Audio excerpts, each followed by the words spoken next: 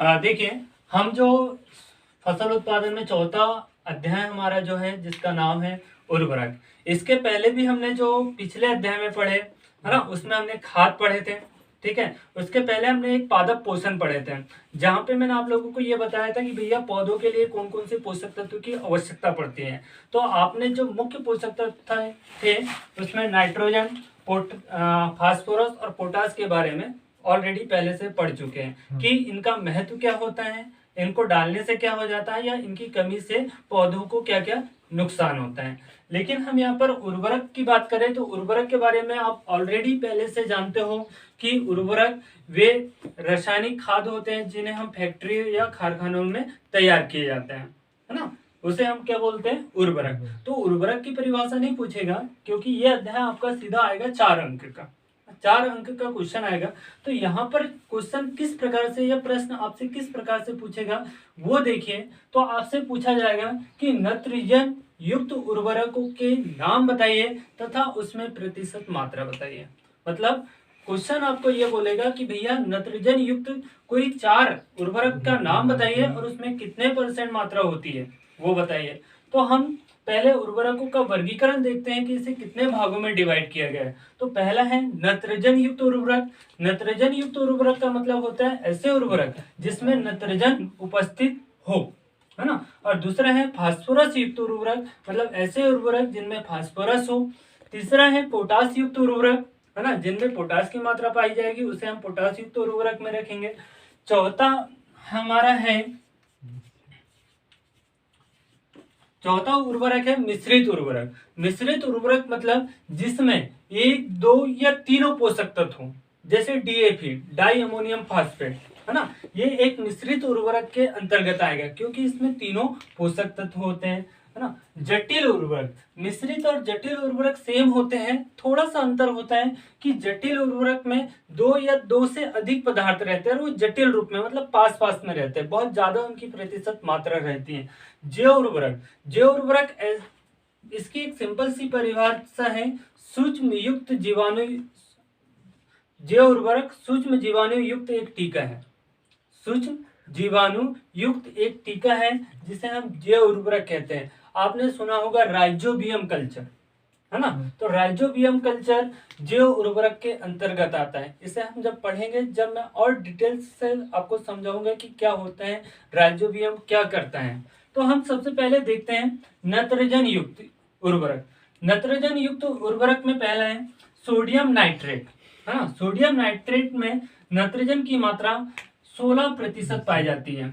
Ammonium sulphate में 20.6% मात्रा पाई जाती है। अमोनियम नाइट्रेट में 33.5% मात्रा होती है और यूरिया में होती है 46%। ठीक है, ये तो आप लोगों को ऑलरेडी कॉपी या पुस्तक में या कहीं भी नोट्स में आप लोगों को इस प्रकार से लिखा मिल जाएगा कि भैया नाइट्रोजन युक्त उर्वरक बताइए। आप फटाक से कॉपी या पुस्तक में लिखा रहता है, लेकिन इसे याद कैसे करेंगे वो भी मैं अभी आपको समझाता हूँ।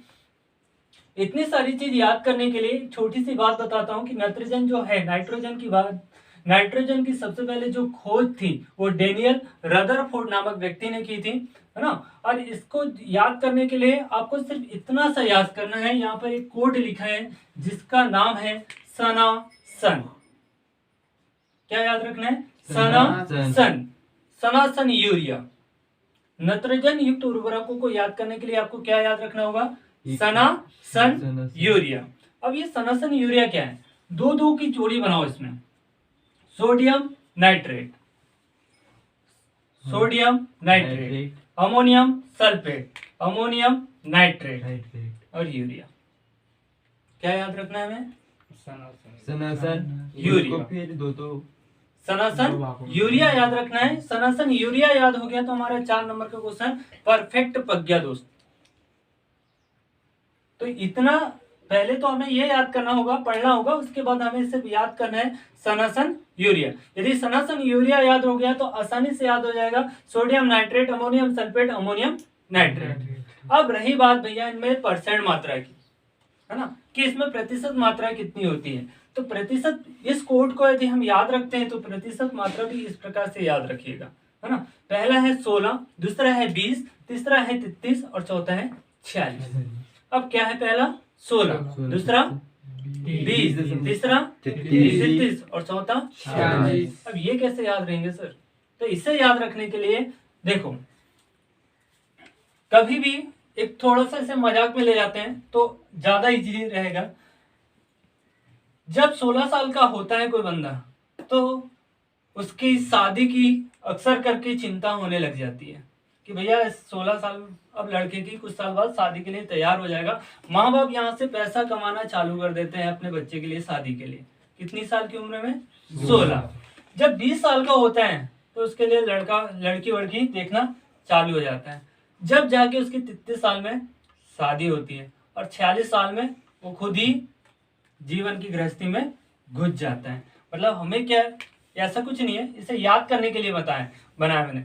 16 में वो शादी के लिए सोचेंगे उसके माँ बाप, 20 में लड़की देखना चाहिए चालू करेंगे और 33 में उसकी शादी हो जाएगी और 46 में उसका खुद एक परिवार हो जाएगा, है ना। तो ये थे नत्रजन युक्त उर्वरक। इसमें याद करने में कोई दिक्कत जा रही क्या? नहीं। सिंपल सा बना दिया मैंने इसको, सनासन यूरिया, है ना। तो सनासन यूरिया से कंप्लीट हो जाएगा ये पूरा, ठीक है। कोई दिक्कत यहाँ पे इसमें? नहीं। अब हमारा दूसरा है फास्फोरस युक्त उर्वरक। फास्फोरस युक्त उर्वरकों की खोज ब्रांड ने की थी। इसका भी क्वेश्चन ऐसे ही बनेगा बेटा कि फास्फोरस युक्त उर्वरकों के 4 नाम बताइए और उसकी प्रतिशत मात्रा बताइए। तो पहला है हड्डी की खाद, दूसरा है single super phosphate, double super phosphate और ट्रिपल सुपर फास्फेट। इसको याद करने के लिए ट्रिक की जरूरत नहीं होती, सिंपल सा। पहला क्या है? हड्डी की खाद। इसे बार याद रख लो कि हड्डी की खाद में प्रतिशत मात्रा कितनी है फास्फोरस की? 20 से 25, है ना। और दूसरा है सिंगल सुपर फास्फेट, इसमें 16, डबल में 32 हो जाएगा, ट्रिपल में 48 हो जाएगा, है ना। फिर भी यदि आपको याद ना हो तो इसके लिए मैंने एक ट्रिक बनाया हूँ। टूट गई हड्डी, बन गया खाद, फिर भी बोले सुपर फास्फेट या सुपर फास्ट। सुपर फास्ट हम होते कब है? जब हमारी एज 20 से 25 होती है, हमारा खून ज्यादा ही घोलता है। बट हड्डी कब टूटेगी? जब हमारी एज 20 से 25 होगी। जनरली यही होता है ना कि 20 से 25 में खून ज्यादा खोलता है हम लोगों का, हड्डी में ज्यादा ही ताकत रहती है, उबाल आती है ना। तो इसलिए याद रखना कि हड्डी की खाद में फास्फोरस की मात्रा कितनी है? 20 से 25। सिंगल, डबल, ट्रिपल नॉर्मल याद रहेगा। प्रतिशत मात्रा 16, 32, 48। यहाँ तक कोई दिक्कत? यहाँ तक कोई दिक्कत है? नहीं सर। क्लियर हुआ सब? हाँ। किसी की कोई क्वेश्चन?